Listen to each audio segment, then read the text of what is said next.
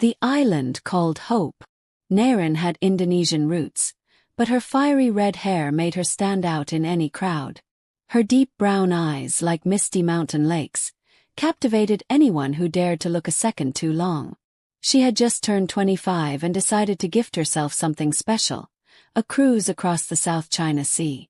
It was meant to be an adventure, a break, a reset after months of office grind and endless deadlines.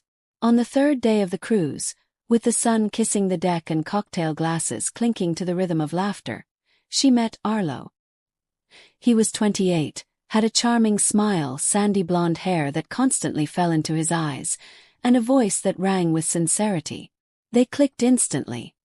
Both loved nature, hated raisins in baked goods, and collected children's books. In the evenings, they sat by the railings counting stars, talking about everything from conspiracy theories to the best ways to cook rice. You know, Arlo once said, the most interesting things in life usually happen when you least expect them. Like meeting you. Neyrin smiled. Everything felt perfect. Nothing hinted at what was coming. On the fifth day, the sky turned dark without warning. Clouds rolled in like angry giants from the west. The storm struck fast and fierce. Winds ripped life jackets from hooks, waves swallowed parts of the deck, and the air filled with screams and crashing metal. Lights flickered, as if the world itself was unsure whether it wanted to keep going. Neyrin managed to grab a life vest. She caught a glimpse of Arlo helping others into lifeboats, and then came the crashing wave, darkness, water, and chaos. She woke up on a beach, sand sticking to her face, the sun blazing overhead. Around her, only palms, rocks, and a terrible silence. She was alone. A deserted island. The first few days were hell. Every rustle in the bushes made her jump. She desperately searched for drinkable water, finally discovering a small stream. She ate coconuts, berries, and when she caught a crab for the first time, she triumphantly named it dinner. Day by day she grew stronger. She learned to build traps for small animals, constructed a crude shelter out of palm leaves, and figured out how to start a fire with sticks.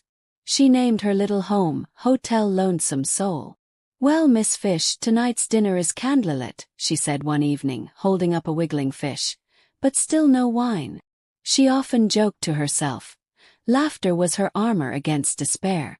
One day she even held a fashion show, wearing leaves on her head, using a puddle as her mirror. Life was hard, but keeping her humor kept her sane. Nearly a month passed. She'd adapted to island life. Her hotel expanded, and she even had a clothesline made from vines. But one windy night, her campfire betrayed her. A rogue spark ignited dry grass. The flames spread quickly, engulfing everything she had built.